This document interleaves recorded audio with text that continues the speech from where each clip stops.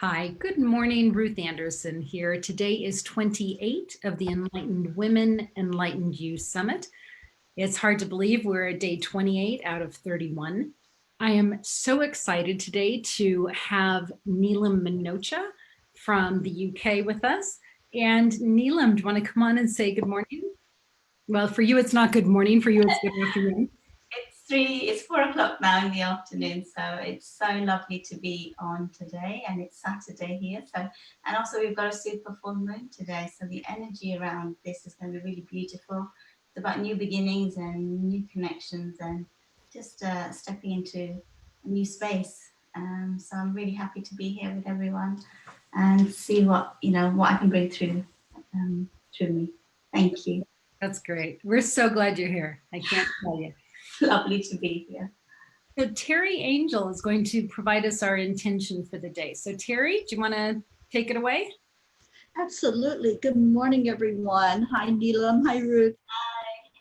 So let's just take that deep cleansing breath in. I always put my hand on my heart because that brings the focus to the heart center. It is our intention today that we recognize the need for the dark and the light to be a whole person, to learn and grow from each challenge we encounter and allow them without judgment. Self-love always starts with opening up to the hurt, welcoming it as a teacher, allowing the journey to reflect the purpose and path of our life as we are wrapped safely in the arms of Archangel Michael, our protector. May Divine Mother help us build into our strength as we move forward with the guidance that will bring clarity of mind and peace to our soul. May we have the strength and courage to reach for the entirety of all the possibilities and not to simply accept what is easy or comfortable. And so it is. Beautiful. Thank you, Terry. Okay, so we'll go ahead and start the video.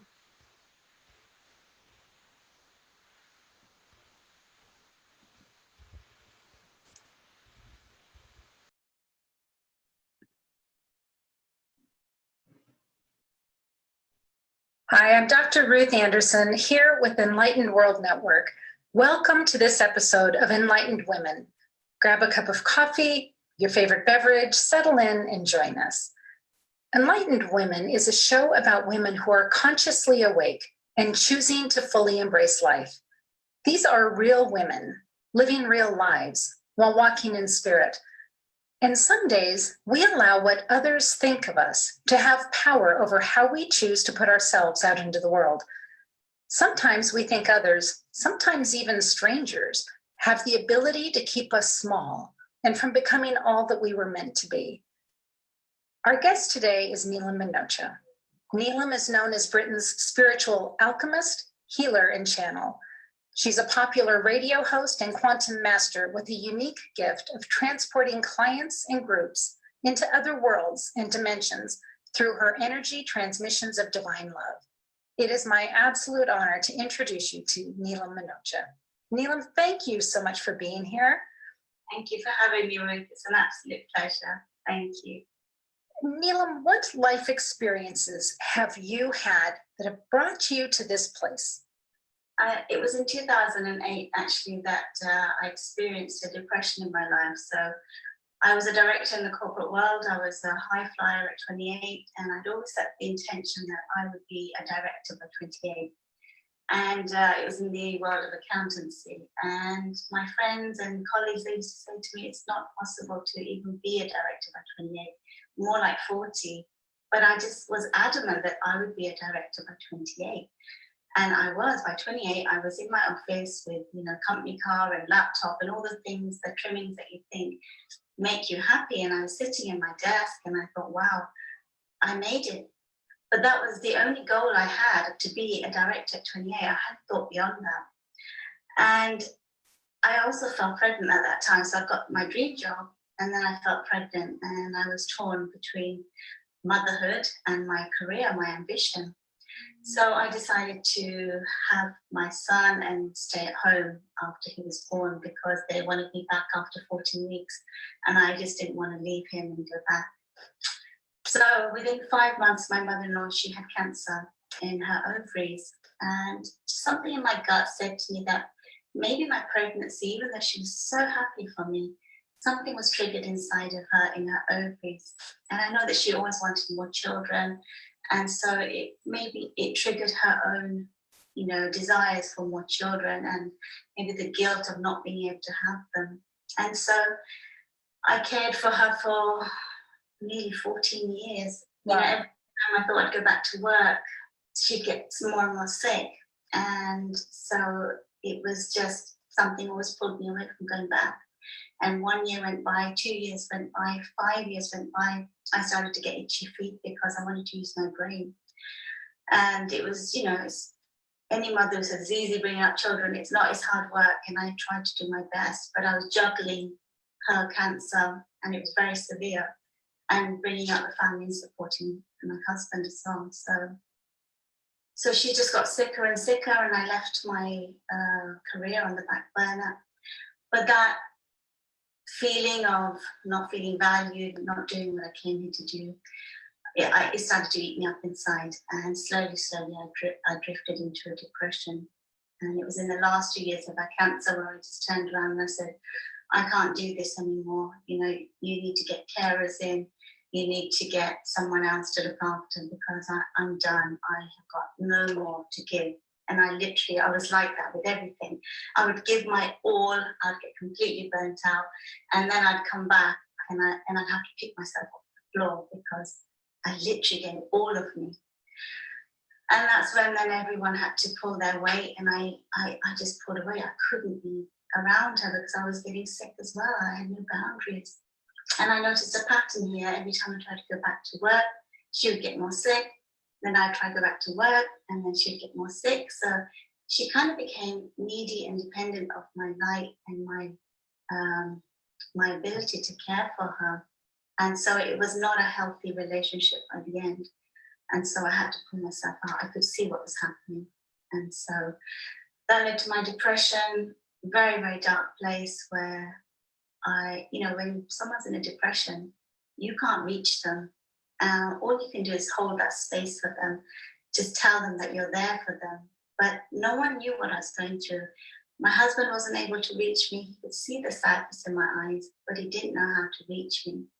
My friends didn't know what was going on with me, and I completely withdrew, and I went into my hermit mode, and I tried to work through it myself. And my husband was a GP, so I could have used a doctor, and I could have easily have gone on Prozac, but I chose not to. Something in my gut said, no, this is not the way for you. I was cleaning one day and there was a newspaper that came through the door, a local paper, and it said on the second page, I just opened the newspaper and it was there, meditation helps with depression. So I thought, I didn't know what meditation was. I thought, let me have a go. It's no harm. It may help me. So I found the number and I left a message. It was an answer machine. And then I forgot about it.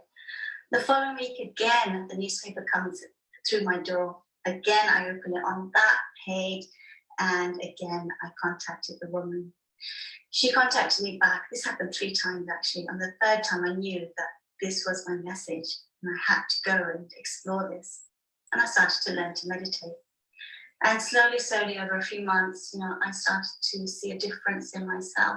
And it started to lift me out of my depression, slowly and surely.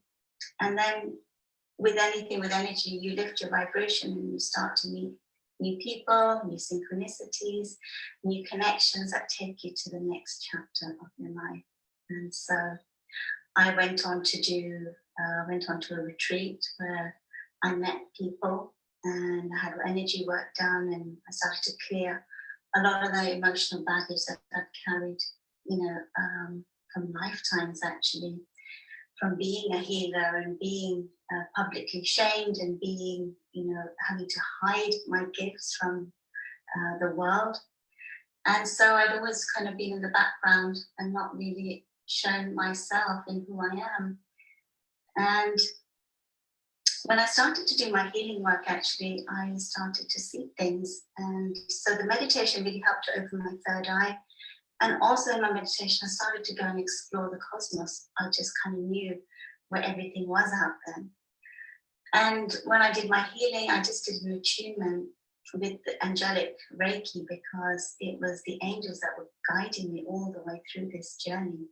I remember being on my retreat, and the first night I was there, I'd been crying all day because all of this emotion was coming up through me. And that night when I was sleeping, I woke up about 4 a.m. in the morning, and there was somebody at the end of my bed, and it was a tall man with long hair, very muscular, and it was an archangel. It's Archangel Michael. And I had all these light beams being sent into my body, so they were just coming into my body.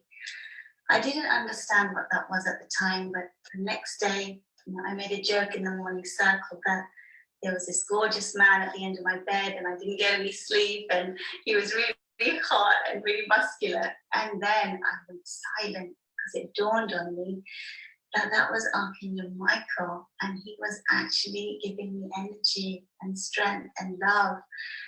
That just took my breath away, because I realized how much love is around us and that we're never on our own. It really shifted things for me.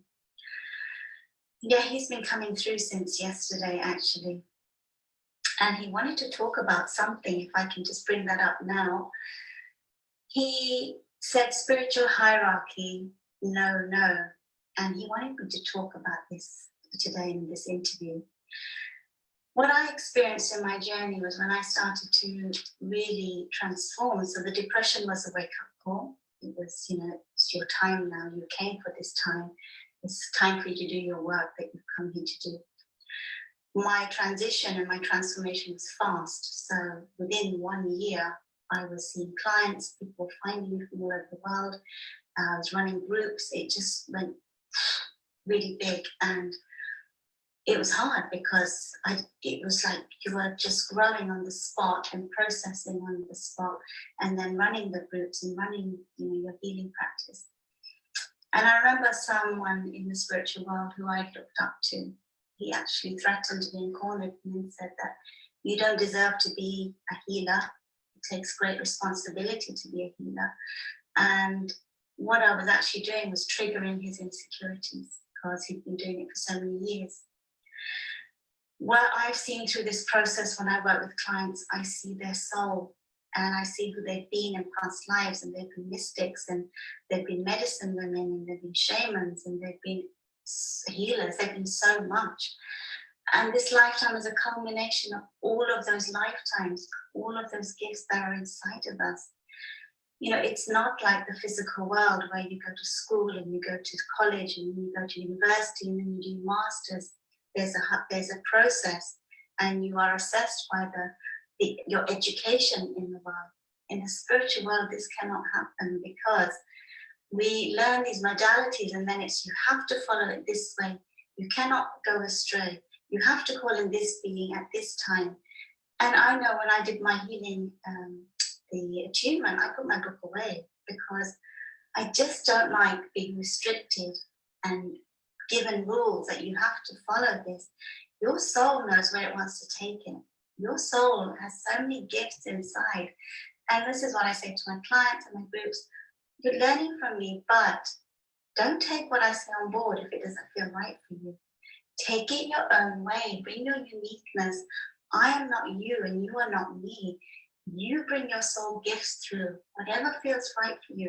If you want to work with sound, if you want to work with crystals, if you want to work with color, fractals, different colored fractals of light.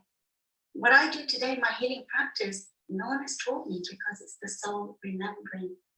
And this is why in the spiritual world we cannot have hierarchy, because it's just the soul's journey. It depends how many lifetimes you've been here, what work you've done in previous lifetimes. All of that wisdom comes through your work. And so someone can awaken just like that and be off. And you cannot compare your 20 years or 30 years to that person doing it in that 1 year. If they've woken up and they're off. So this is why when I was doing my first group, there were some people in the group that actually, I was called an Archangel Michael for protection. This is just what I did because I felt his love, his courage, he gave me that courage to step forward. And I heard people saying that you can't protect the space with Archangel Michael, he's a fallen angel. And when they said that, that just cut me up inside. Every cell in my body just tensed up because I said, no, he's not a fallen angel. Even to just think of that and have that kind of judgment, we have to remove that because every being is beautiful. The soul is pure and beautiful in the core. And when I see a client, I see the soul, I see the purity, I see their heart. And yes, we have these stories and we have these emotions and we have the armor that we wear on the outside, but that's not who we are. We're here to help clear that armor, the stories, the imprints, so that we can reconnect with the beauty and the truth of who we are, which is love, which is purity, which is just, just so pure and beautiful. And so he wanted me to bring that up today, that no to spiritual hierarchy. It has to be removed now without judgment. I appreciate everything that you've been saying. You and I have so many similarities in our paths as far as Reiki attunement, really bringing in the spiritual divinity, which surprised me. I had no idea that would be a side effect of that. Your connection with Archangel Michael, learning that particular rituals or incantations isn't the way to connect in with the spiritual divinity. It's really just reaching out and accepting and being one with them. And the spiritual hierarchy, thinking that someone else, because they have had many more years walking with spirit than I have, that I might put them on a pedestal and think that they are so much more wise or so much more connected than I am. But that isn't how God views spirit. That's not how Divine Mother views spirit or Archangel Michael. That spirit is spirit. So regardless of those delineations that we put here in the physical realm of, oh, you've been in the corporate world for 15 years and I've only been in for 1 year, that isn't how spirit works. So thank you so much for bringing that clarity. Welcome. He really wanted to bring that through today. So, I was just honoring what he was saying in meditations that bring this up. This is something that we have to look at as a spiritual community and release judgment, because this is not how spirit works. Spirit sees everyone as equal. Everyone has their uniqueness, has their beauty, and it's to encourage that individuality, because we are all different essences and expressions of the divine. And yeah, I used to put people on a pedestal because I used to look up to them and think, wow, they have so much wisdom, they know so much. But the moment you connect with spirit, it starts to come through you and you start to surprise yourself what is coming through you. And it's so beautiful, it's so poetic, and everyone has this connection. They just need to work on it and believe in it and trust it. Well, and Neelam, one of the beautiful things about this summit is that Archangel Michael has shown me that we, as the speakers, we're saying, come walk beside us, take our hands, and let's move forward together.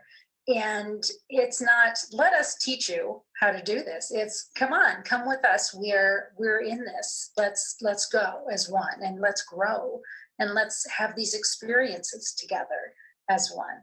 So thank you for that validation of our work here. You're welcome. Taking you back to the conversation about your mother-in-law and those 14 years that you put your life on hold as far as your career. I'm sure some of the time with your son was sort of on hold while grandma was sick. And then you got to that point where you said, I can't do this. This isn't in my best interest. And I'm sure there was not an easy conversation to have, because you had been that caretaker for so many years, and others had learned to rely on you to step into that role and to frankly continue in that role until, I'm sure, your mother-in-law passed. What courage did that take to finally come forward and say, I have to be my own cheerleader here, and I can't keep putting your life before mine? You said it, exactly, that people get used to you being the caretaker. And so, you're cooking for them, you're cleaning for them. I was looking after 2 houses as well. And when mum was having chemotherapy, I would take food to the hospital because she wouldn't eat the food there. I remember I would breastfeed my son, and then mum would be screaming upstairs for morphine because she was in so much pain. So I'd literally pull him off my breast and then run to her and take care of her. And then when I took her for her chemotherapy, I couldn't go near her because he was with me. I didn't leave him with anyone. And so I'd be sitting in the car for hours. You couldn't leave the hospital because the car park, it was so full. You couldn't get a space again. So I would sit for hours, pack for the day. We'd be in the car, and he would feed in the car, and then I'd take them all home. I had to have a Asian background. They expect a lot from the daughter-in-law, and that I had to have the dinner cooked, and everyone would come back from work. And I knew that there was more to me than just this, and I was happy to be a carer. But what I noticed over time was I started to get really bad wisdom teeth. My wisdom teeth started to hurt. My gums, I would clench them. I would get migraines, and I was just getting tense and angry, frustrated inside. And then I would just lash out. I would kind of my husband would come from work, and I would just lash out because I was frustrated. But I wasn't actually saying what I was feeling inside. It took the wisdom teeth, the gums, the pain, and a series of physical conditions actually that I started to experience for me to just step back and go, what are you doing here? You had dreams, you had ambitions, you were a high flyer, and then you've just let yourself go. And I would tie my hair up, with my makeup, stick on my leggings. There was no self-love there, and I'd kind of become a doormat. So it took a lot of courage to say to my husband, you know what, because I never asked for help. I thought I could cope with everything. But there came to a point where it was, I'm either in this hole and someone going to look after my children, or I speak my truth. And it shook up the family. People had to pull their weight, which they had never done before. My father had to give up his job to look after mum, but I had also had a career. So, there was a kind of changing of roles, and I had to step away. So in the last 2 years of her illness, I wasn't around for her. And it played on my mind a lot, but I knew that was the most important decision I've made, because it wasn't going to stop. It just wasn't going to stop, and I had to take care of myself. So it's a wake-up call for me. You know what's interesting, though? The people who stepped in during those last 2 years, there may have been amazing healing and amazing connection between the two of them that never would have happened had you stayed in that role of caretaker. Yes, and I realized that because this had something to do with their marriage and between them, and it was time for them to face that and look at that, because I realized that me carrying the illness and carrying mum, I wasn't actually allowing her to go through the process of why she had the cancer, and I wasn't doing my healing work then. So this is what I help people with now. I am able to see in their wounds, in their cellular memories, what's triggered the condition in their body. But at that time, I had a gut instinct, I had a feeling, but I wasn't doing the work that I'm doing now. And so bringing them two together, they had to make peace on a lot of things, and there was a karmic connection here where they had to go through this journey together. He needed to take care of her, and so it was time for me to definitely step out and let them go through their process together. Absolutely. So really no guilt was required. No. And this is the thing, guilt is a silent killer. But when you go on this spiritual journey, you realize that everything is perfect, everything is divine. And guilt is not necessary, because we've co-created every experience that we're going through. And it's just to surrender to it, allow it, and accept it. Whatever you're experiencing, accept it. Yeah, so I don't feel guilt anymore. Guilt was, my middle name all throughout my life, but not anymore. Not when you understand from a deeper perspective the soul's journey. You step back. Yeah. You made a brilliant comment about self-love. Mm. And when I think about body, mind, and soul coming together to really step into the soul's calling, I see that self-love is hugely important in that.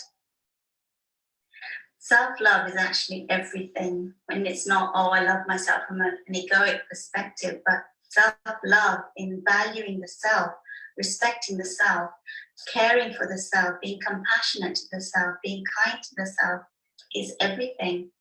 One day, once, it was about a few years ago, I had a conversation with myself and I asked myself, what do you need from me? And it was fascinating what my soul said to me. Everything I did for others and my clients, caring for them, listening to them, being compassionate to them, holding space for them, loving them, my soul was telling me, you don't make time for me, you don't love me, you don't respect me, you don't care for me, you don't listen to me, and sometimes I cry out and I scream, but you're not hearing me. And that really made me step back, and I thought, wow, everything we do externally is I learn now from all of my clients. I process everything that I share with them, everything that's channeled. I also take it back and I say, am I doing this? Am I being authentic? Am I walking my walk and talking my talk?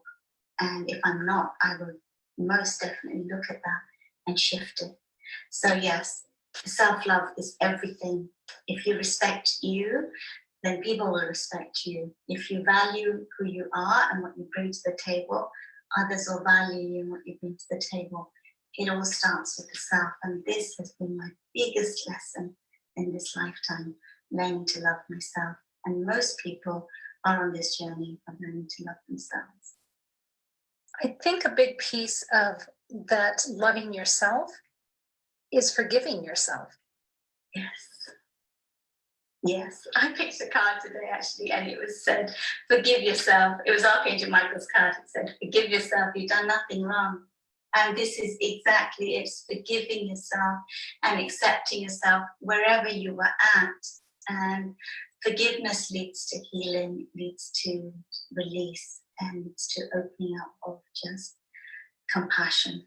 It really does. So yeah, that was your card today. Forgive yourself. You've done nothing wrong. I thought, oh, so beautiful.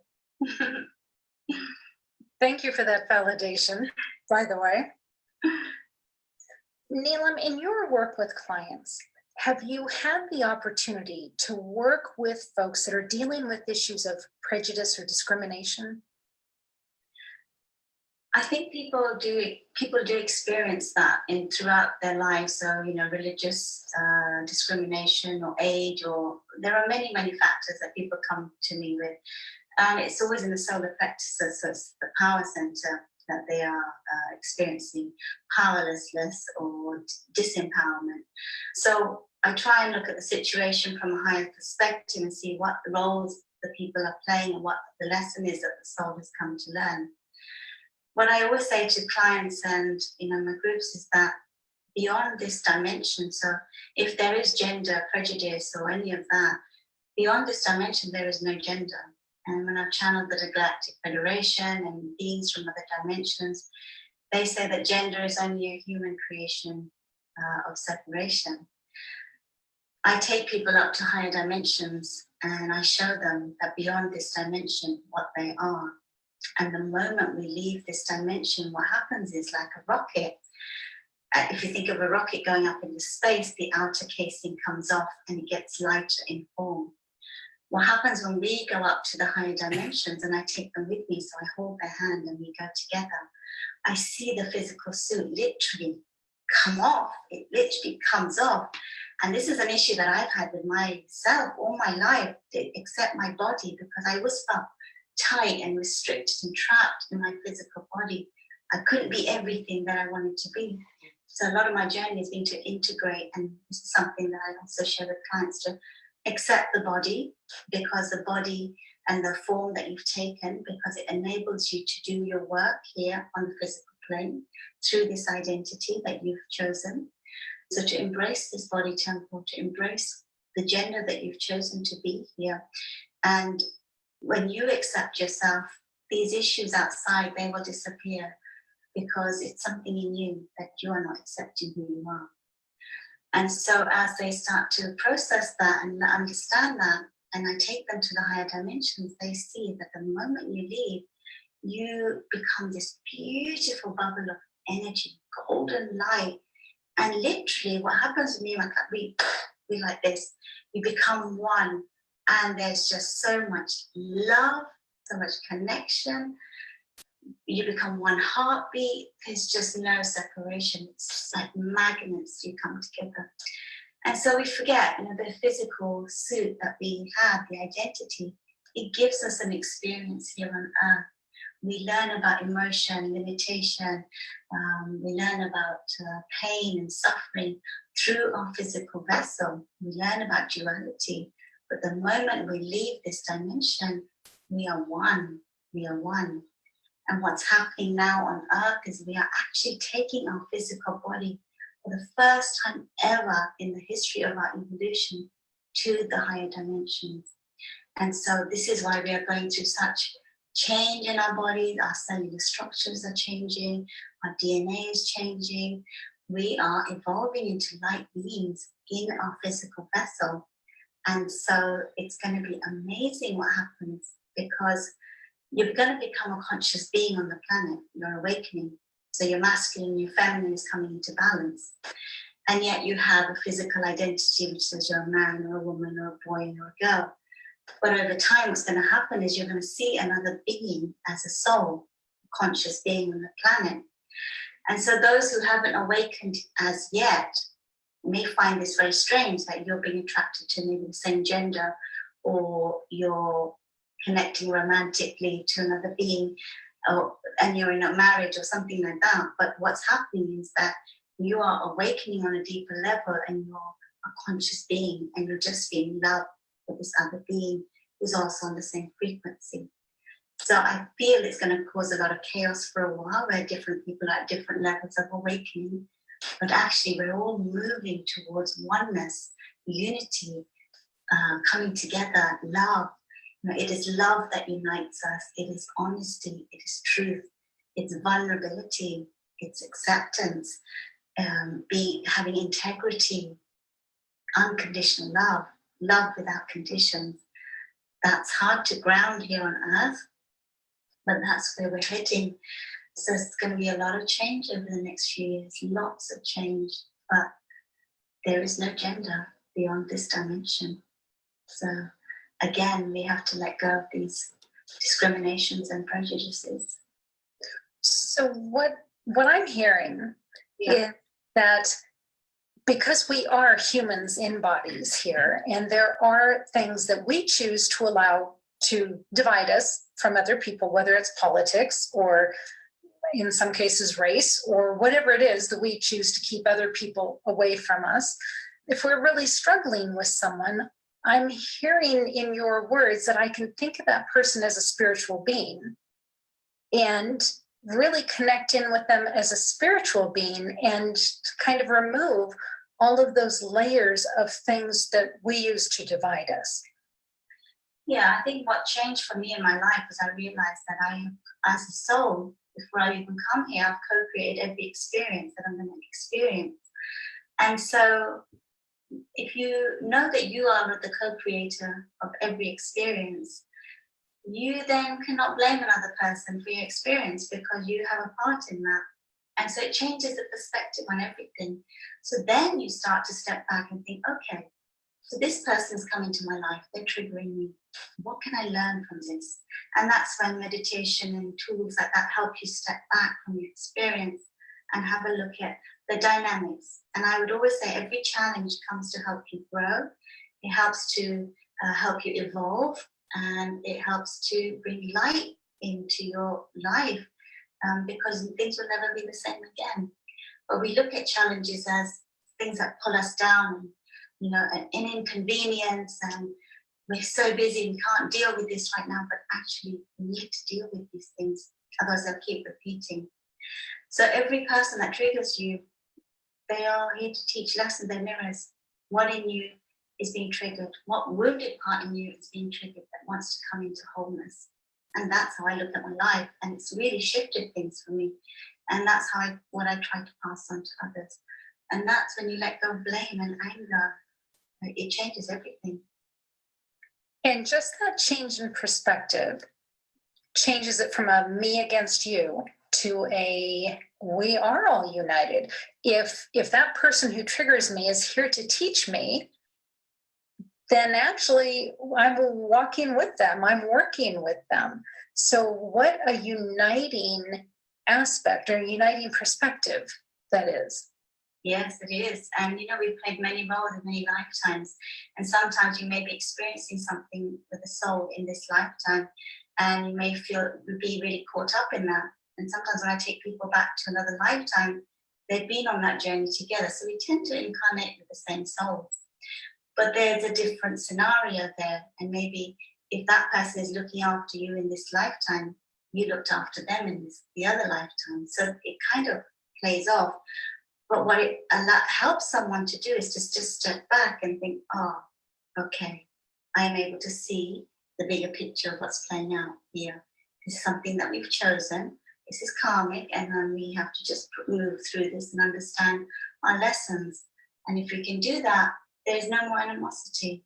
It dissolves completely, and the pattern stops to playing because we've understood the lesson. That's great. Thank you.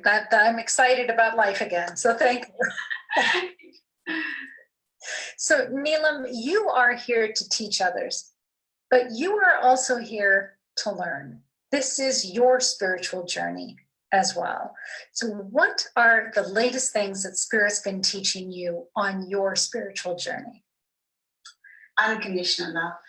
And this is what I'm here to be and teach. I'm also going through it myself because since January, February of this year, I've been seeing the hand of the divine saying, come on, you said at this time you would take my hand and give all of you to me, and we'll go on this journey together.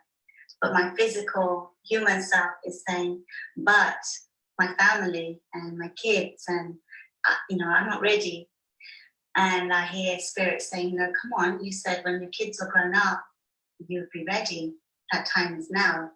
So I've been going through this process through the eclipses of letting go and detaching from my family because, yes, my kids are grown up, and yet still I'm saying, oh, but my husband. And I know I'm here to channel, be the embodiment of the Divine Mother and channel unconditional love. And I've seen this vision for 5 to 7 years, the same vision, channeling this frequency of unconditional love.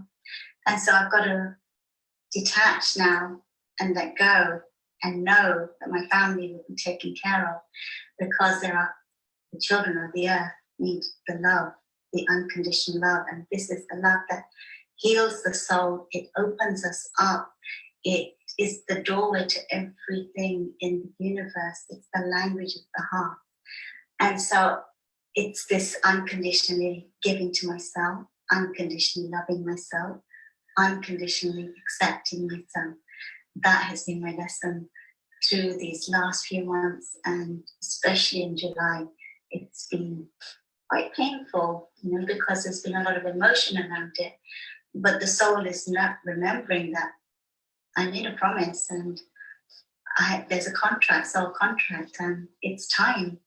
And so things are shifting, the dynamics are shifting.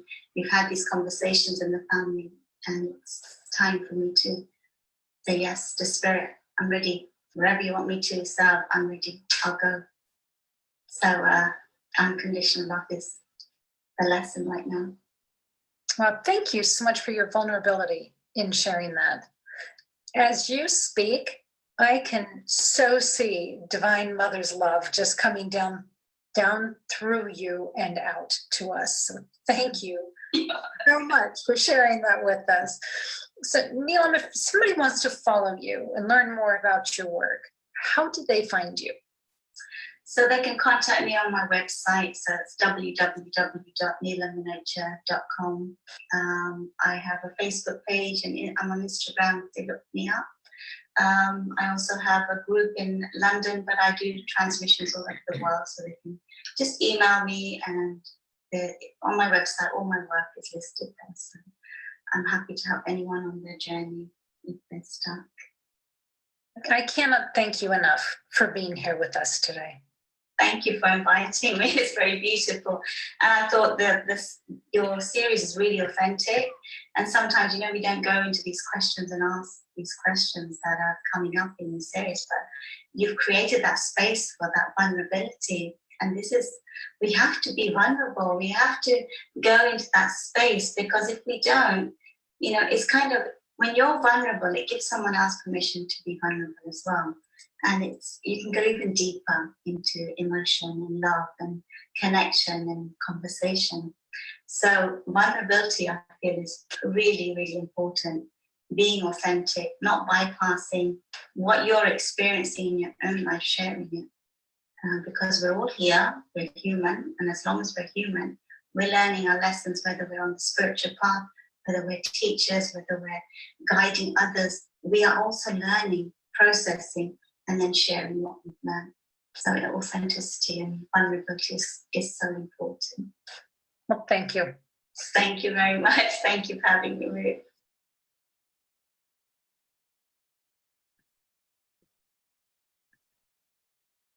My goodness. Wow. That is such a rich video there, Neelam. Neelam, first question for you. How does it feel watching you? That was recorded a couple of months ago, and a lot has happened in your world since then. How does that feel? I think when you see yourself grow, it's really, I remember when I used to do my first videos, I was a giggly little girl, but as you evolve and you experience life, you become very mature and you really step into your power and you step into your wisdom. And I didn't even know what I was saying, because we didn't really prepare for the interviews. It was kind of, Archangel Michael wants to cover this topic. And I know I kept talking about gender in that one, because he talked about prejudice and he talked about, discrimination, but I kept coming back to gender because that's what he wanted to cover. And so you don't even know what's coming through you, but you're just sharing from your heart. And yeah, my soul has grown so much. And it's just, you step back and you realize that it's not your human self speaking anymore. You've embodied your soul more fully, and you've grown, you've evolved. So it is actually sometimes nice to see that in yourself, because we don't realize until we look back how far we've come. Right. Right. And Neelam, as I was watching you and excuse me, contemplating all of the life changes for you and the expansiveness, I'm getting goosebumps saying this, the expansiveness of your future, I was wondering, do you ever sit back and go, why me? All the time, because your fears, your insecurities come up and you're shown a vision from spirit. So he's shown me being on the stage wearing white and thousands of people sitting, receiving the frequency of unconditional love. Now, when I was first shown this vision, I was not ready. I need that to see that vision, because I can get so set in what I'm doing. But actually seeing that vision made me really focus my path. And I was like tunnel vision, and I haven't stopped for years. I'm just at it constantly, because I know this reality is going to happen, and it's a commitment that I've made on a soul level. But when I saw it originally, I was paralyzed for days, because I just, with fear, how am I even going to do that? But I wasn't ready then. Now I'm ready. And this is why now I've got to go. I've got to leave, and I've got to do this work. But inside of me, I know I'm ready. And what a beautiful thing to spread love to the hearts of humanity. I mean, wow, it's just a beautiful thing, and it's really honoring, and it's really, you feel really humbled that you are able to even do that, and bring that light through you. So yeah, it's amazing, but you do go through your process of, really, me, little me, you know, the girl who used to be invisible, that used to hide, that wore a mask, that didn't want people to see. I stayed under the radar for so many years, and people even now say, where have you been, you know, Neelam? I never really did websites or Facebook or, you know, Instagram, and yet still Spirit took me to this place and took me to that space. And there is an energy that works even beyond social media, because if you're meant to be in a certain place by a certain time, the universe will put you there. And so me staying under the radar, I remember the first time I did my meetup group, I was going to the bathroom every 5 minutes. It was this fear of being seen for who I truly am. Huge fear came up. And so I've been stepping into that fear with compassion, stepping up, knowing who I am within, trusting Spirit, trusting this path, trusting the navigation of the heart. You just keep showing up, and you keep showing up, and it takes you to where you're meant to be. And I just feel now the journey is really about to take off. It's really about to come into completely your soul's path and journey. So yeah, it's quite amazing. Well, and I want to offer you, I don't know what this looks like, but if there's any way that Enlightened World can support you in that journey and in that future, please just keep us in mind. Thank you so much, Ruth. I mean, I think we're all going through these changes together, and you know, sometimes it can be a very lonely journey when you're when everyone around you is not on that path, and yet you are. But having these forums and having people like yourself, I mean, you're about to go through a massive shift as well, and you know, we hold each other and we support each other, and we know that others are going through it. So it's comforting to have that presence there. So thank you so much. Yeah. You are so absolutely not alone. No, and many of us are being redirected right now. Yeah, and we have to listen. That's why we've come here. That time is now. So one of the things that you shared, we finally got to the point of there's no guilt required. When you are stepping in further and further into your soul's calling, there is no guilt required. No, there isn't, because you know who you are, and you know that you don't have to feel guilty for who you are. I used to actually feel guilty for me doing my work, or, you know, I used to actually put everyone first, and then I'd work till 2-3 o'clock in the morning when everyone had gone to sleep, because I felt guilty in the beginning doing my work. But actually the work is so precious and it's so beautiful, and you know, I don't make time to go out for meals with friends as much as I used to, because my mission and my focus is the path of love and the work I want to do. So it's honoring that. I don't feel guilty. I just don't, because I know it's for the greater good of humanity. So there's no more guilt at all. Nice. I want to share with you, we spoke a few minutes before everybody joined us about the healing pool that's been associated with the summit. And during the video, I was watching it. Well, this healing pool, which Divine Mother is very much almost the matriarch of, she has folks come in spirit and provides healings. Now, this healing pool is vast, and it looks kind of like Sedona, where it's red rocks, and there is a waterfall of amazing healing. It's not water, it's amazing healing energy that comes down, and people can be in the flow of the waterfall, or they can be in the pool, or they can be outside the pool watching. I have seen every day of the summit more and more show up in spirit, and they're not leaving, which to me has been amusing. But we have had the speakers, we've had the spirit guides of the speakers, we've had participants, we've had their spirit guides. We did a 9/11 activity, and people who were victims of 9/11 and their family members coming in. We had the passed over souls of the animals of our speakers and participants. It's been so interesting, and they just were coming and coming and coming, and the space was getting larger and larger. And as I was watching today, Neelam, it's been fascinating because the sky opened up on it. And I didn't realize that there was a sky, right? I didn't realize that there was any kind of boundary there, but it completely opened up and everyone moved up and out together. And when you said, when we leave this dimension, we become one heartbeat, there's no separation, and we are one, and that everyone is evolving into light beings, that's what I saw happen with our pool today. And so, and I've got goosebumps talking about it, but so right now at the pool, there's Archangel Michael and Divine Mother. And I'm seeing that as other souls, other spirits come in for this healing, that gateway is completely open. So I know that this has to do with you being here today. So talk to me about your work. How does what I just said resonate with you about your work and your purpose right now?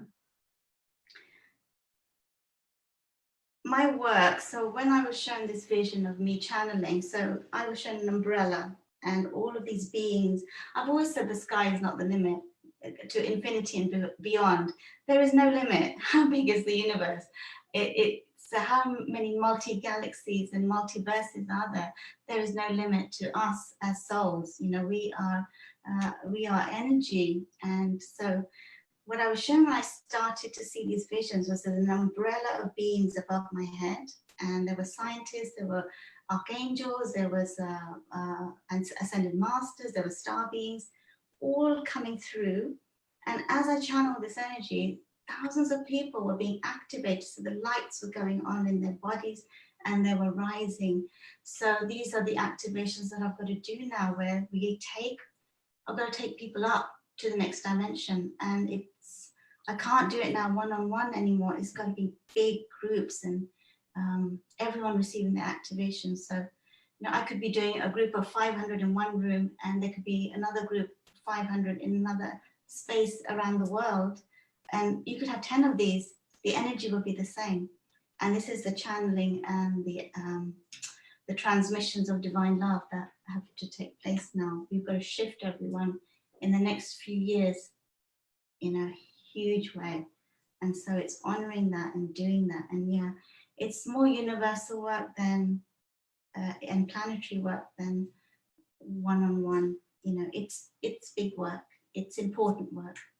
Big, not in the sense of ego or anything like that, but it's planetary work. It's the whole universe is shifting into the next vibration, and we've got to do this work. And if that is certain, everyone carries different light codes in their body, different frequencies, and unconditional love now has to be activated.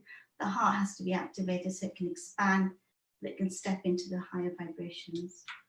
So yes, it's beautiful, it's powerful, the visions are stunning, but it's now doing it. Stop playing small and do your work, stop hiding. You know? Well, it was really honoring to watch it. That's really lovely to hear, because you know, you kind of, you doubt yourself, you question it, but actually to hear it from you, it's just so beautiful because of your connection and vision. It's really lovely to know, to even hear that, because I've always said this work is, how big is the universe? And if anyone says the sky's the limit, I feel uncomfortable, because it's like, no, the sky is not the limit. There is no limit. How far do you want to go? You know, how far do you want to go? Explore. Well, and what I think is so extraordinary is that it's just being with you. It isn't even you consciously thinking, okay, now I'm going to go to this healing pool and now I'm going to clear the way for all of these souls to be activated. It's really just being in your presence. That's how strong this work in you is. That's so cool. again, the visions I've seen, it's not even me speaking on stage. It's just me being present and I'm just channeling. I don't have to say anything. The frequency comes through and the whole space is full of this light.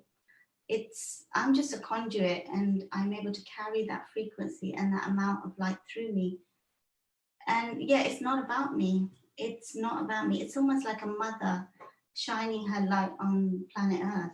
And it's beautiful, but it's got to be done. And it's literally the presence, being in that presence. There is healing. Straight away, there's healing without even having to say anything.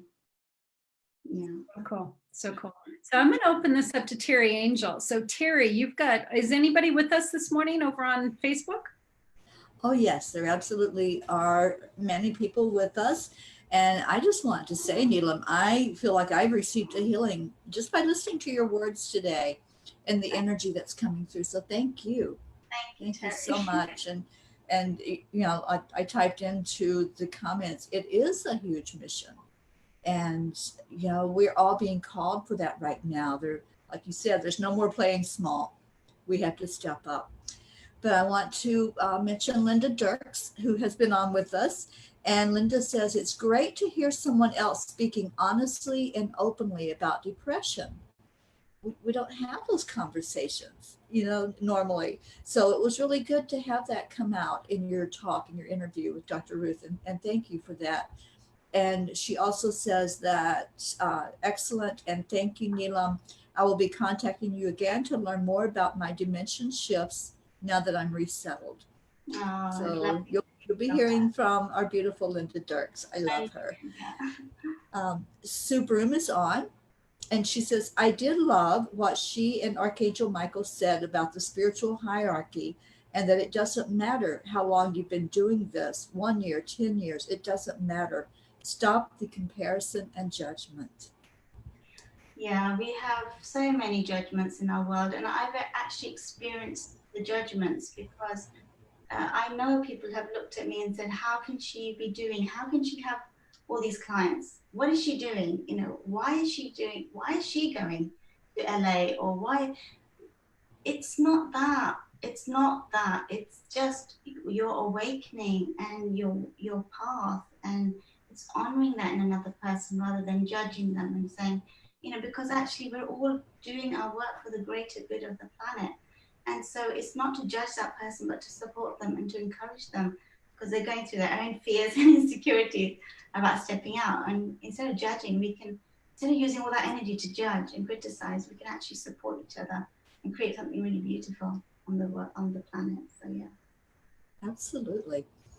We have Ivana Gertzman on with us on live, and she says cellular memory and also genetic memory is real in my life. DNA and my family generational memory is all manifesting in my life.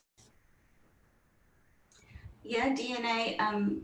Sometimes what I see is ancestral beliefs playing out. So I'll see sometimes if I'm dealing with, you know, if they'll say there's something going on in their lineage, I'll see a line of women, the women in the family going back to grandmothers and great grandmothers, and they've carried a belief program that's coming through to the soul that's in front of me. Now, they have an opportunity to break this down completely and shift it for their daughters and the future generations. So I've seen breast cancer carried through generations and generations, but you can stop this right now by clearing the baggage and breaking these contracts, breaking that, what you're carrying, the belief program. So I take people into the vault in the DNA, and I'm able to see the core beliefs that they carry. It's so powerful because it's a catalyst for change. And you know, if you change it here, your kids and their children are not going to carry this suffering further on. So, you know, you do hear about genetics. I've heard doctors say to me, no, you can't change genetics, but I believe everything's a belief, everything is energy. And if you can go far back enough to the root, you can get it and you can change it. Absolutely. I absolutely believe that as well. And part of my heritage is Native American, and they believe that everything that we do affects 7 generations forward. So we're being affected by 7 generations prior to us. And they also believe you can go in and clear that energy. And I fully believe that. I help people with that clearing of the energy. Absolutely, and it's us believing it. If we don't believe it, Mhm. then we can't help them. But if you know to the core of your being and you believe it, then you're going to create it in the reality, and that's how you're going to help your client. So yeah, we have to believe. Absolutely, we have to believe. Yes. Okay, so we have Kimberly Coles-Venter on today, and she says, "This is such a wonderful message for me today. This is something I had been questioning. Thank you so much." And we were talking, I believe, at that point about the hierarchies, and that there is no one that's greater than or less than. We really are all the same. Yes, absolutely. So hello to Kimberly, and yes, just trust what's coming through you. I always say, don't look over your shoulder. Just focus on what you're doing. When we start competing, and you just go into fear mode and insecurity, and you question yourself and you doubt yourself. But actually, what I did actually was I just focused tunnel vision on what I was doing, how I was showing up. I didn't look around me. There was a time when I actually shut everything off.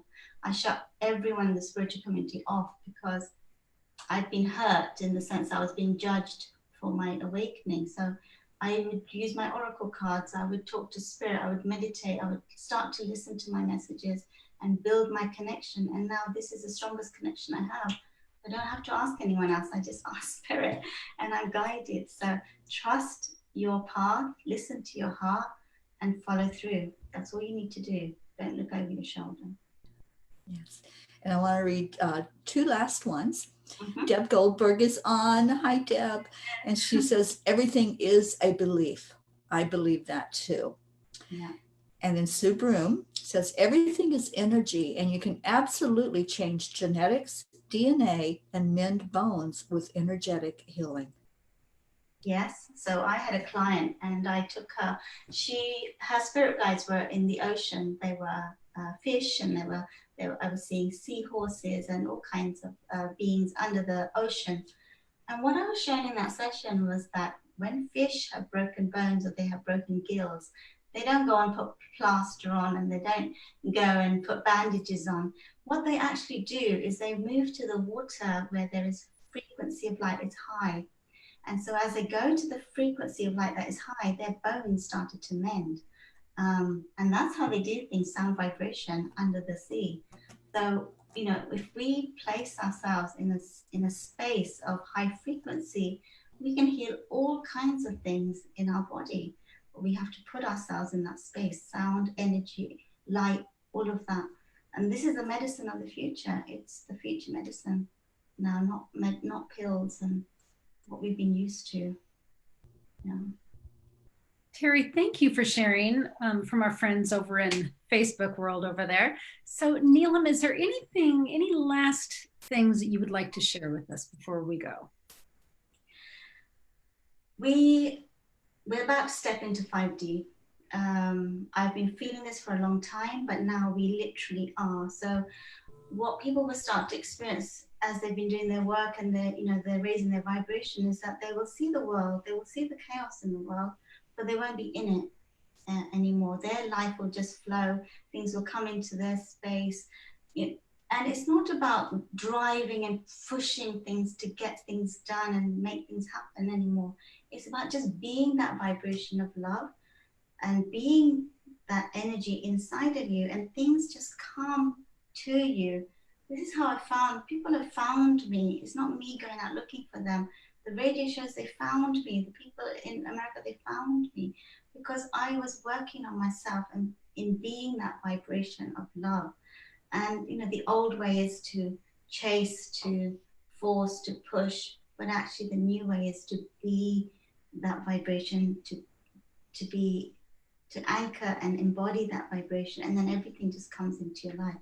So we are going to be seeing 2 worlds playing out. You'll see the media, you'll see the news, but you won't be a part of it. It's like I walk around now and I'm not here. This world, I've outgrown it. My life, I've outgrown it. I see it. I can't engage in it anymore. it's really strange feeling, but you've moved into another vibration, and we are all moving up now. We're all going to be moving, and things are going to really shift in the coming year up to 2022. Big changes. So not to get so caught up in it, to understand that the soul is on a bigger mission. You're moving towards joy, unity, love. So allow yourself to go through these transitions that you're being put into. They're not easy, they're not comfortable, but in the long run, they're for your highest good. Yeah. Great, thank you. So Terry, thank you so much for being here with us today. And Neelam, Thank you. thank you. Thank you very much. Absolutely. We're going to sign off to our friends on Facebook, and you all have a beautiful day today. We do have an event tomorrow. It is Cheryl Glick Day tomorrow. We will be on at 9 o'clock in the morning Mountain Time, where we'll have a special presentation with Terry Angel, Deb Goldberg, and Sue Broom. So please join us then. And for now, you all go and enjoy the rest of your day. Much love to all of you. Thank you. Bye, everybody.